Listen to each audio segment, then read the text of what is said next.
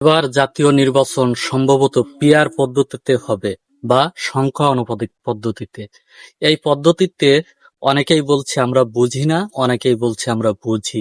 এটি একটি নতুন ধারার রাজনীতি, যেখানে সকলের অধিকার সমান থাকবে। কেউ লুটপাট, চাঁদাবাজি, দখলদারিত্ব আর করতে পারবে না।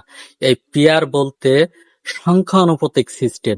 আপনাদেরকে একটু হালকা করে বোঝানোর চেষ্টা করছি।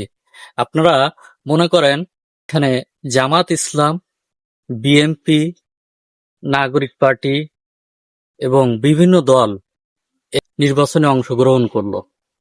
সেখানে জামাত ইসলাম যদি 30% ভোট পায়, তাহলে তারা 30%-এর 90টা আসন পাবে।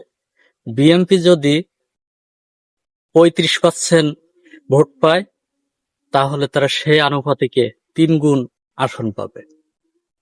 ঠিক তদ্রূপভাবে এনসিপি যদি 10% ভোট পায়, তাহলে তারা সেই আনুপাতিকে 30টা আসন পাবে।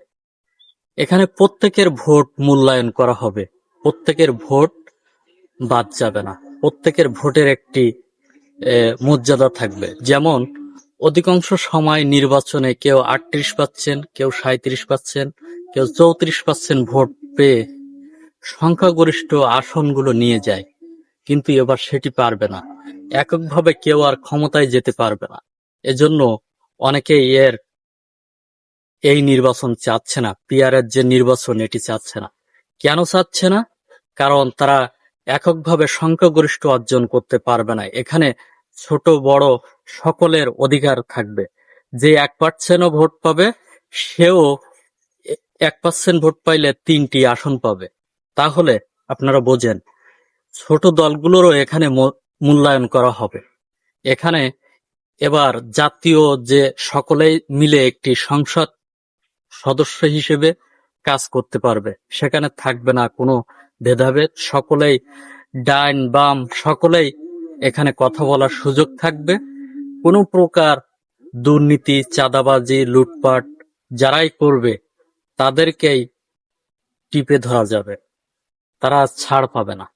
তাই পিআর মানে সংখ্যানুপাতিক সিস্টেমে নির্বাচন অধিকাংশই দলগুলোই চায়। কেন চায়? কারণ বাংলাদেশের যে দুর্নীতি বিগত সময় আওয়ামী লীগ করেছে, বিএনপি করেছে, জাতীয় পার্টি করেছে, যারা ক্ষমতায় এসেছে কম বেশি দুর্নীতি করেছে। এই দুর্নীতির থেকে বাইর হয়ে আসতে গেলে প্রত্যেকের এই সংখ্যা অনুপাতিক বা পিআর সিস্টেমে নির্বাচন করাটা খুবই জরুরি। কারণ এই পিআর সিস্টেমে নির্বাচন যদি হয়, তাহলে আর দুর্নীতি থাকবে না, চাঁদাবাজি থাকবে না, লুটপাট থাকবে না। কারণ এখানে ছোট বড় সকল দলগুলো অংশগ্রহণ করতে পারবে এবং সকলের প্রতিনিধিত্ব থাকবে, সকলেই কথা বলতে পারবে। আর পিআর সিস্টেম যদি না থাকে, ছোট ছোট দলগুলো সংসদ সদস্য হিসেবে সংসদ ভবনে যেতে পারবে না। তাই বড় দলগুলো চায় তারা সবসময়ের জন্য ক্ষমতায় থাকতে। তাই তারা চায় না যে পিআর বা সংখ্যানুপাতিক সিস্টেমে নির্বাচন হোক। কারণ এই বড় দলগুলোই প্রতিনিয়ত ছোটদের উপর একটা হিংস্র মনোভাব সবসময়ের জন্য থাকে। কারণ এই যারা বড় পর্যায়ে থাকে তারা কখনো ছোটদেরকে টেনে তুলতে চায় না। তাই জামাত ইসলাম এবং অন্যান্য দলগুলো, ইসলামী দল বা বাম ডান অধিকাংশ যারা ছোট ছোট দল বা অন্য দল যারা আছে, তারা এবার সকলেই ঐক্যবদ্ধ হয়েছে যে পিআর সিস্টেম সংখ্যানুপাতিক সিস্টেমে নির্বাচন হলে বাংলাদেশটা খুব সুন্দরভাবে সোনার বাংলাদেশ হিসেবে গঠন করা যাবে।